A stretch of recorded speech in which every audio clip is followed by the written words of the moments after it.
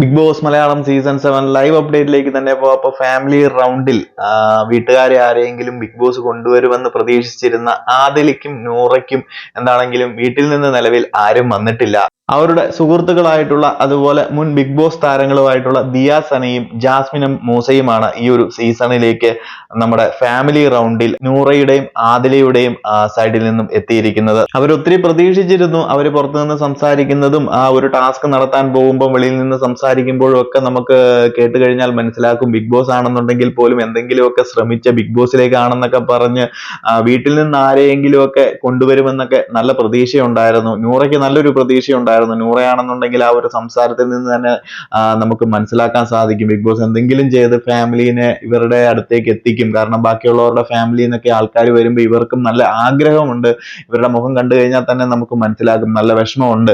But പറഞ്ഞിട്ട് കാര്യമില്ല, അതൊക്കെ അവരുടെ പേഴ്സണൽ ആയിട്ടുള്ള കാര്യങ്ങൾ മാത്രമാണ്. അവരുടെ വീട്ടുകാർക്ക് ഇപ്പോൾ വരാൻ താല്പര്യമില്ലെങ്കിൽ ബിഗ് ബോസിനൊന്നും ചെയ്യാൻ സാധിക്കത്തില്ലല്ലോ. എന്തായാലും ഇവർക്കും ബിഗ് ബോസിന്റെ സൈഡിൽ നിന്ന് 7ന്റെ മണി എന്ന രീതിയിൽ നല്ലൊരു ടാസ്ക് കൊടുത്തിട്ടുണ്ടായിരുന്നു. ഒരു ലാലേട്ടന്റെ തന്നെ ഒരു ഫോട്ടോ പസിലും അതുപോലെ തന്നെ ഇവർക്കൊരു തീപ്പെട്ടി ഫ്ലിപ്പ് ചെയ്ത് ഒരു 5 ബൗളിനുള്ളിൽ ചാടിക്കുക എന്നുള്ളതായിരുന്നു ഓരോ ഗ്യാപ്പിൽ വെച്ചിരിക്കുന്നത്. അത് കുറെ നേരം അവരവിടെ കിടന്ന് കഷ്ടപ്പെടുന്നുണ്ട് അതിനു വേണ്ടിയിട്ട്. എന്താണെങ്കിലും കുറെ നേരം അതിനു വേണ്ടിയിട്ട് അവർ സമയം വേസ്റ്റ് ചെയ്യുന്നുണ്ട്. ആരെയും ബിഗ് ബോസ് വെറുതെ വിടുന്നില്ല. അത് ഫാമിലി വന്നാലും കൊള്ളാം, അവരുടെ സുഹൃത്തുക്കൾ വന്നാലും കൊള്ളാം, അവർ ഏത് സിറ്റുവേഷൻ ആണെന്നുണ്ടെങ്കിലും കുഴപ്പമില്ല.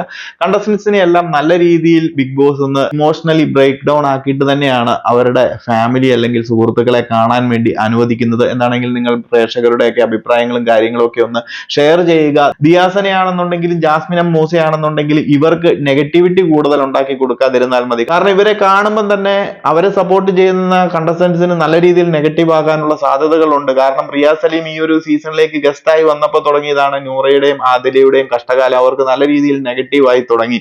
സോ ഇവരും കൂടെ വന്ന് ആവശ്യമില്ലാത്തതൊന്നും കാണിക്കാതെ ഇതൊരു ഫാമിലി റൗണ്ട് ആണ് എന്ന് മനസ്സിലാക്കി ആ ഒരു രീതിയിൽ നിന്ന് അവരെ വേണ്ട രീതിയിൽ സപ്പോർട്ട് ചെയ്ത് മര്യാദക്ക് ഇറങ്ങിപ്പോയാൽ കുഴപ്പമൊന്നും ഉണ്ടാകത്തില്ല. എന്താണെങ്കിലും നമുക്ക് നോക്കാം ബിഗ് ബോസ് ഹൗസിനുള്ളിൽ വന്നതിന് ശേഷം അവര് മുൻ സീസണുകളിൽ കണ്ടുവന്നതുപോലെ അല്ലെങ്കിൽ അവർ കാണിച്ചു കൂട്ടിയതൊക്കെ ഈ ഒരു സീസണിലും വന്ന് ഒരു എന്താ പറയുന്നത് ഒരു ടോക്സിക് ക്യാരക്ടേഴ്സ് ആയിട്ട് മാറി മറ്റുള്ളവരുടെ വെറുപ്പും സമ്പാദിച്ച് നമ്മൾ പ്രേക്ഷകരുടെ വെറുപ്പും സമ്പാദിക്കുമോ എന്നൊക്കെ. എന്താണെങ്കിലും കൂടുതൽ ലൈവ് അപ്ഡേറ്റുകളുമായി മറ്റൊരു വീഡിയോയിൽ കാണാം.